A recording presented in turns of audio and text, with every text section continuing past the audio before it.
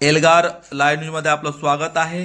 आज दिनांक 14/3/2024 रोज शनिवारला मौजा फर्रेगाव येथे महसूल विभागामार्फत छत्रपती शिवाजी महाराज महाराजस्व संबंधन शिबिर अभियान टप्पा 1 चे आयोजन करण्यात आलेले होतं। या कार्यक्रमाला उपस्थित उपविभागीय अधिकारी कविता गायकवाड मॅडम, तहसीलदार शुभम पाटील सर, अप्पर तहसीलदार नवनाथ कातकडे, गट विकास अधिकारी लिल्हारे सर, जिल्हा परिषद सदस्य संदीपजी भाटिया, जिल्हा परिषद सदस्य कल्पनाताई वालोदे, सरपंच लखनजी पंधरे, उपसरपंच जयेंद्रजी मेंढे, पंचायत समिती सदस्य प्रल्हादजी सलामे यांच्या उपस्थितीमध्ये हा छत्रपती शिवाजी महाराज संविधान समाधान शिबिर मध्ये सहभाग नोंदवण्यात आलं होतं। या ठिकाणी समस्त क्षेत्रातील लोकांनी आपापल्या विभागात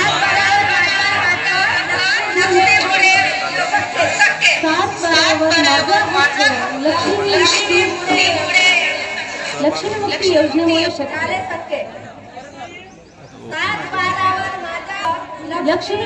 योजनेमुळे शक्य बरोबर माझा हक्क लक्ष्मीमुक्ती योजनेमुळे शक्य।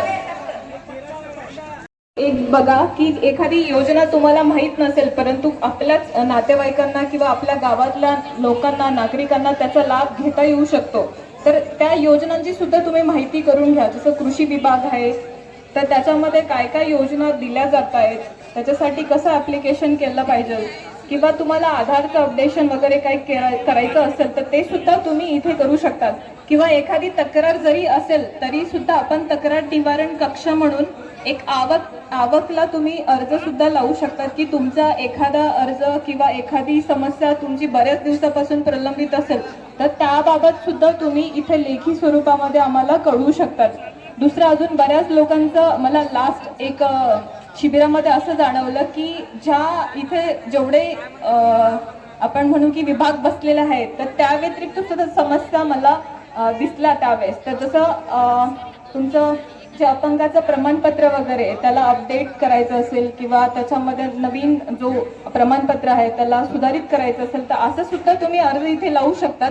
मात्र त्याच्यासाठी तुम्हाला स्वतःच जिल्हा स्तरावरती त्याची तपासणीसाठी किंवा अपडेशनसाठी जावं लागेल। मात्र आम्ही इथे एक सुविधा अशी ठेवू शकतो की तुमचा अर्ज आम्ही आता घेऊ शकतो, तर जे पण समस्या तुमच्या इथे सॉल्व्ह होण्यासारखे नसेल ते तुम्ही लेखी स्वरूपामध्ये इथे आम्हाला कळवा। दुसरं एक आम्ही इथे घरपट्टे जे आहेत ज्यांचं अतिक्रमण 2011 पूर्वीचं आहे ते पट्टे सुद्धा इथे वितरित करणार आहोत। तर साहजिकच आम्ही आज 25 लोकांचे पट्टे इथे वितरित करणार आहोत, पण बरेच लोक असे असणार आहे की ज्यांचे 2011 पूर्वीचे अतिक्रमण असूनही त्यांना पट्टे नाही आहेत, तर कृपया त्यांनी BDO साहेबांकडे किंवा तहसीलदार साहेबांकडे अर्ज करा। आम्ही पट्टे वितरित करण्याची कारवाई त्यामध्ये करू, कारण की तुमचे अर्ज कोणाचेच नाही आहेत।